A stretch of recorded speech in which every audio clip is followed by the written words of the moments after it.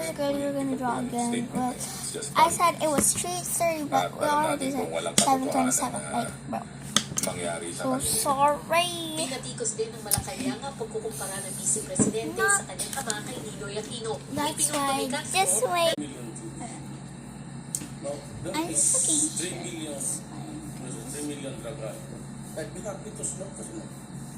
Kalaunay humingi ng patawad ang dating Pangulo sa mga Hudyo dahil sa kanyang naging pahayag. So napakalayo kung ipakumpara ang sarili o ikumpara ang dating Pangulong Duterte kay Ninoy Aquino na hindi nagkaroon ng anumang record ng mass murder or crimes against humanity. Mas ninais po ni dating Pangulong Duterte na ikumpara ang sarili niya kay Hitler. Umalma rin ang pamilyang Aquino sa naging pagkukumpara kay Duterte kay Ninoy. Anila, kung pag-aaralan ng kasaysayan, makikitang ibang-iba ang pinagdadaanan ngayon ni dating Pangulong Duterte sa ginawa kay Ninoy. Ganito rin ang naging punto ng August 21 movement. Sino ba maming pumatay kay Ninoy? Magiging Ninoy si Digong. Ayon sa grupong, umuwi ng bansa si Ninoy noong 1983 para kumbinsihin si dating Pangulong Marcos na magsagawa ng malayang halalan at ibalik ang tunay na demokrasya sa bansa.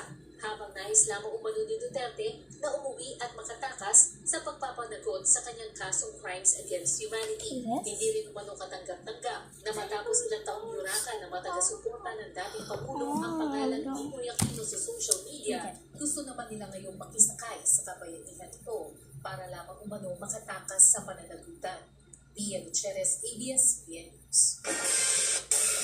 Muling nakitaan ng umano'y pattern ng ilang magbabatas sa mga sinasabing questionabling tumanggap ng confidential funds ng Department of Education sa ilalim ng pamumuno noon ni Vice President Sara Duterte. Ayon kay House Deputy Majority Leader at La Union Representative Paulo Ortega, ang patuloy na nadidiskubring mga pangalan ay magagamit bilang pasehan sa articles of impeachment laban kay VP Sara. Partikular na tinukoy ni Ortega ang mga pangalang bago ito.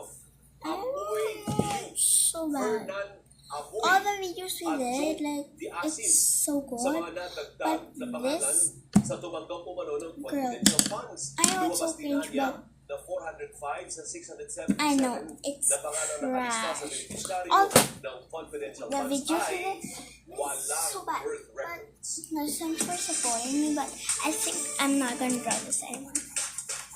It was so good at the start. Bye! And